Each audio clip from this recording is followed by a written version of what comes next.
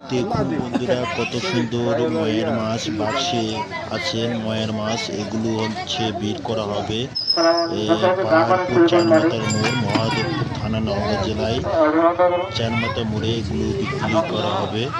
প্রতিদিন সকালে মাছ নিয়ে আসে মানুষজন বিক্রি করার জন্য, বিক্রি হয়ে যায়। এগুলো হচ্ছে খড়ির মাছ। দেখুন গামলাতে রাখা আছে। দেখুন বন্ধুরা, খড়ির মাছ দেখতে খুব সুন্দর লাগছে। আপনাদের জন্য একটু ভিডিও উপহার দেওয়ার জন্য এটা ভিডিও করলাম। এগুলো হচ্ছে পবা মাছ। আর ওই সাইডে দেখতে পাচ্ছেন বিলি মাছ।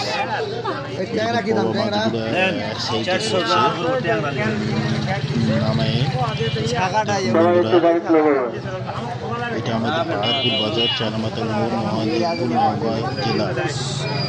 আর পাশের গোলাপি এটা আমার লাটুদা।